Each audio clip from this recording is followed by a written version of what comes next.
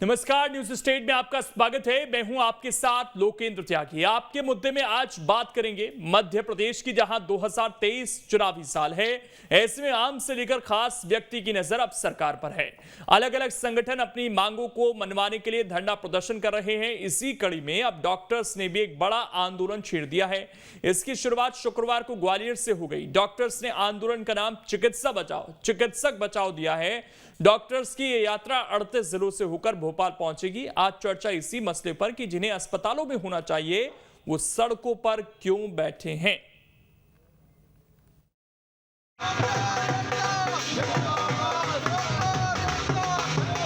जी हां, मध्य प्रदेश में अब स्वास्थ्य कर्मी भी आंदोलन की राह पर है, लेकिन अब की बार अंदाज अलग है। सियासी दलों की तरह स्वास्थ्य कर्मी भी अब यात्रा पर है। जी हां, ग्वालियर से काफिला निकल पड़ा है, जो कि 38 जिलों तक होते हुए भोपाल पहुंचेगा। उधर अलग अलग जिलों में भी स्वास्थ्य कर्मियों का विरोध प्रदर्शन देखने को मिल रहा है। अब की बार 7 संगठनों ने एक साथ मोर्चा खोला है। जानकारी के मुताबिक progressive medical teachers association, medical officers association, ESI doctors association, associate of medical officers medical education, medical officer gas राहत Madhya Pradesh, medical officer home department Madhya Pradesh और junior doctor association Madhya Pradesh इसमें शामिल हैं।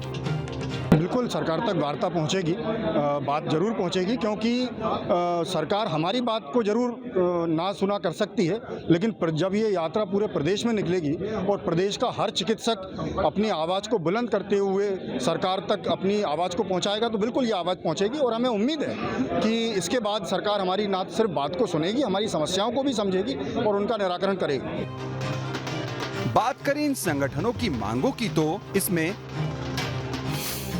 डीएसीपी लागू करना, संविदा स्वास्थ्य कर्मियों का नियमितीकरण करना, 2002 के आदेश पर वेतन का निर्धारण और पुरानी पेंशन लागू करना जैसी मांगे शामिल हैं। प्रमुख मांगे हैं अभी ओल्ड पेंशन स्कीम है और dynamic assured career progression scheme है, लेकिन और भी हमारी बहुत सारी विभिन्न समस्याएं हैं। डॉक्टरों के संगठनों ने 6 फरवरी से काम बंद कर पूरी तरह से हड़ताल पर जाने की चेतावनी भी दे दी है।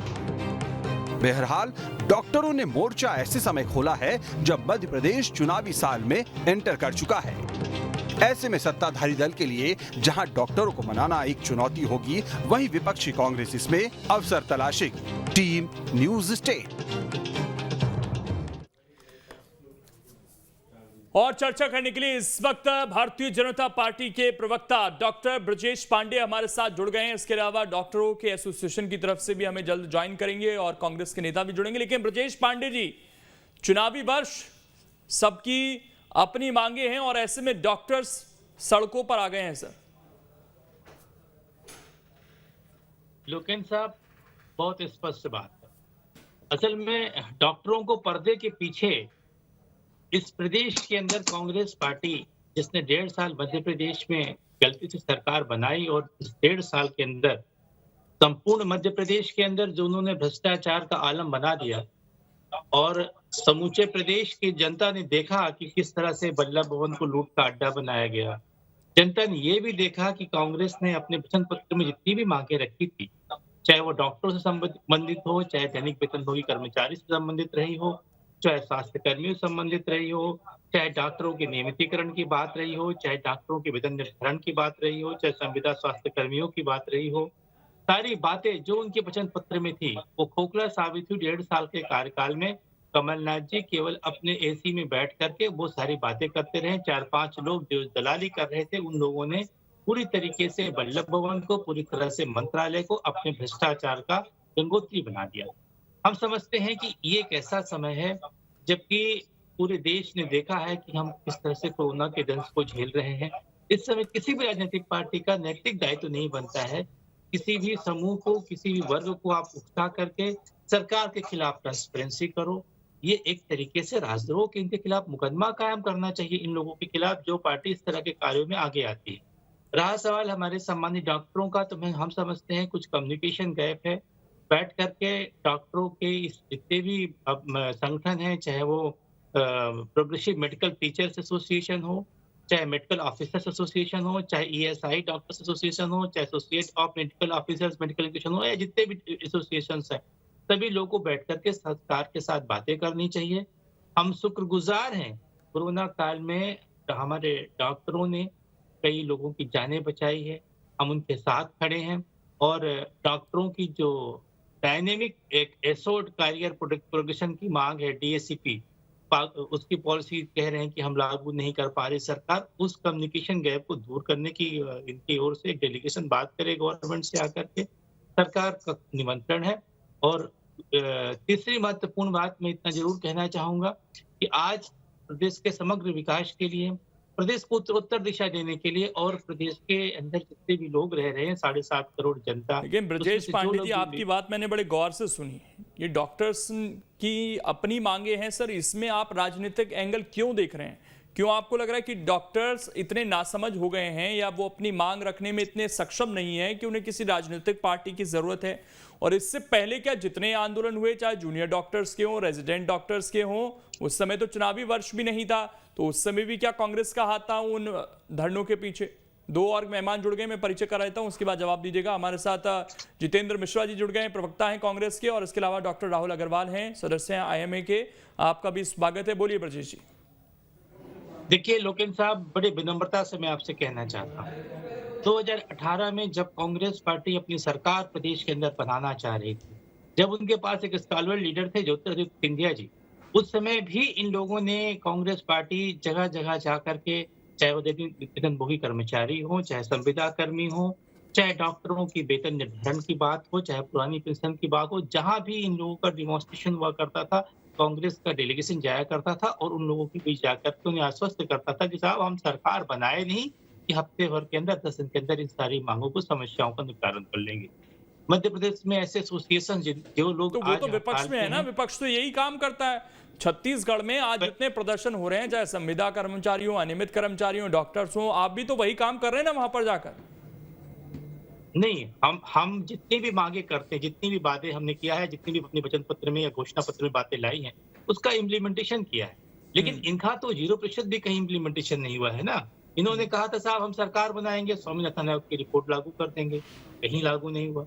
इन्होंने कहा था कि बात उनकी नहीं हो रही है। मैं लौट रहा हूं राहुल अग्रवाल जी, क्या केवल ये चुनावी वर्ष है, क्या केवल राजनीति के लिए डॉक्टर्स एकजुट हो रहे हैं, सड़कों पर हैं आज, जिन्हें अस्पतालों में, क्लिनिक में या अन्य जगहों पर होना चाहिए?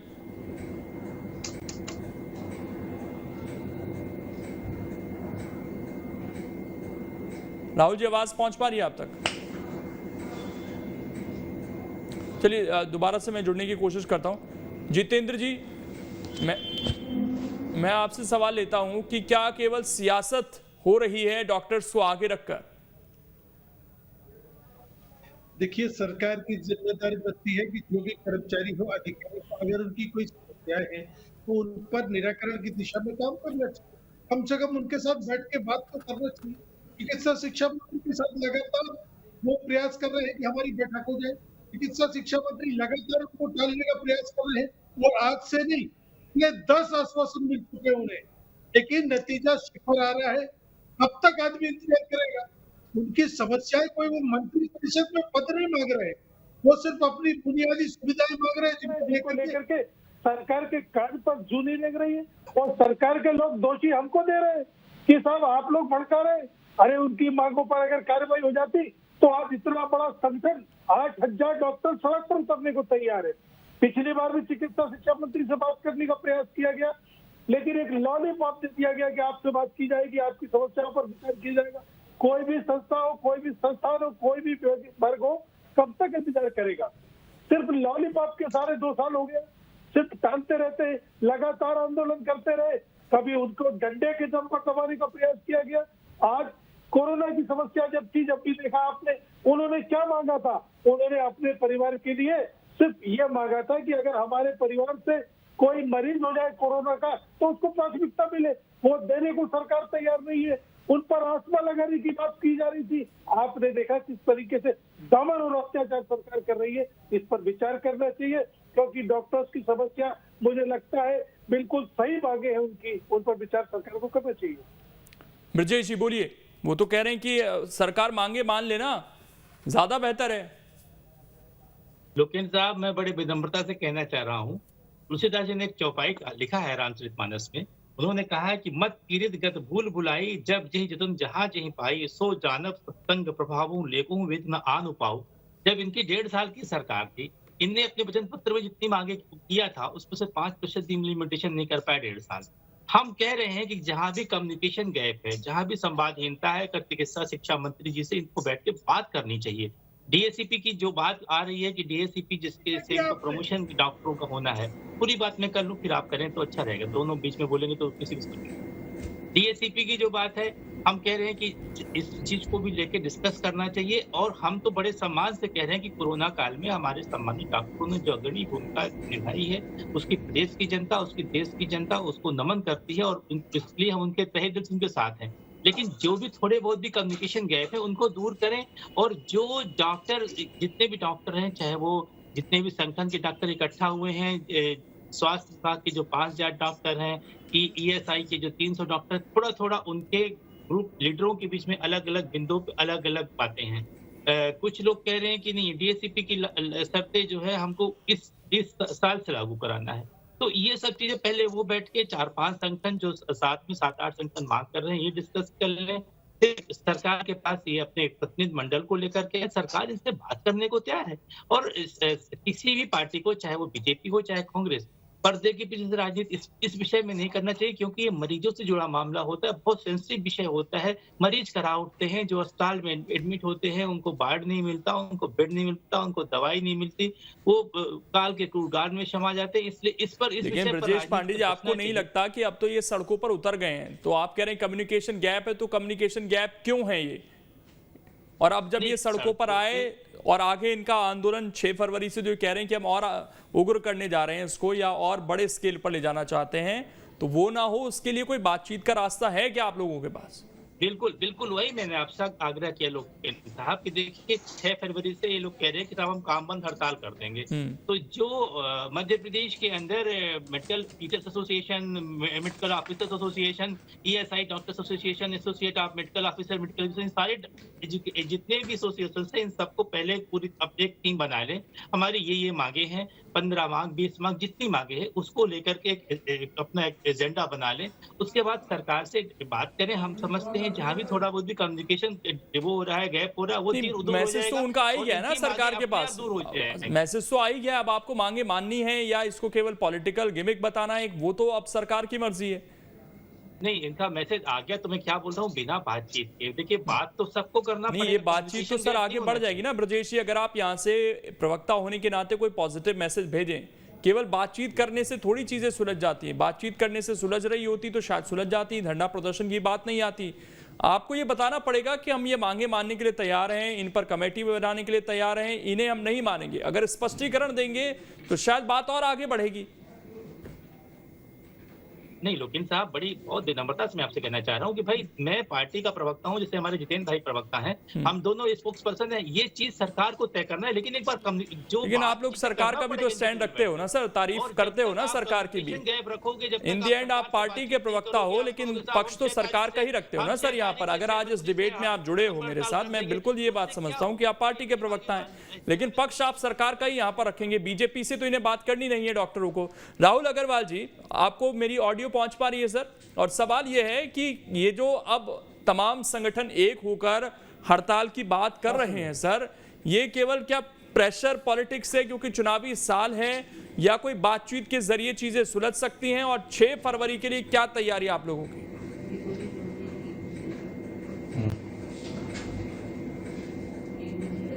नहीं, देखिए अल्टीमेटली सुधरेंगी तो बातचीत से ही, बिना बातचीत के तो कुछ होगा नहीं। बोला भी यही जा रहा है कि आप बात करके, जो इतने साल भर से वो कर रहे हैं, कोशिश यही कर रहे हैं कि बातचीत करके चीज सेटल हो। एंड डिमांड उनकी 2 ही है बेसिकली। एक जो मेजर डिमांड है वो 2 ही है कि एक तो जो टाइम स्केल प्रमोशंस होते हैं वो हो, एंड पेंशन हो। तो वो सरकार को आमने सामने बैठ के कोई एक फाइनल डिसीजन ले, हाँ ना, व्हाटएवर जो भी पॉसिबल हो। इसके अलावा इससे पहले आपके संज्ञान में अगर ये चीजें हों कि कोई बातचीत करने की कोशिश की जा रही थी, अब अंत में सड़क पर क्यों आना पड़ा, काम बंद की चेतावनी क्यों दी जा रही है, क्या बातचीत डिरेल हुई उसके बाद सड़कों पर आना पड़ा है, और क्या आगे अब यहां से कोई दरवाजे खुलते हुए दिख सकते हैं क्या?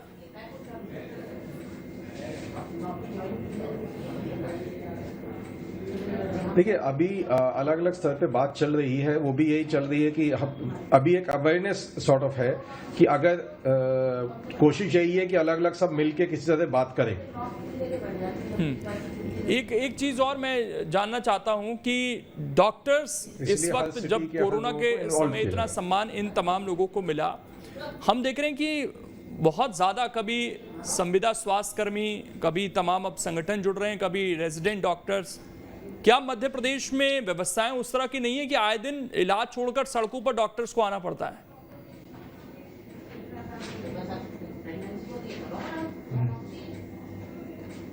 देखिए, कहीं कहीं कोविड में तो सबने, सरकार ने, डॉक्टर्स ने, सफाई कर्मी ने, सबने मिलकर बहुत अच्छा काम किया, तभी हम इस स्थिति पे पहुंचे। स्पेशली सरकारी डॉक्टर्स का तो कोई, मैं कहूँगा, कोई ऐसा फाइनेंशियल आउटपुट भी नहीं था कि उनको कुछ अलग से कुछ मिला हो। वो सेवा भाव से ही उन्होंने अपना पूरा काम किया एंड वो कमेंडेबल है।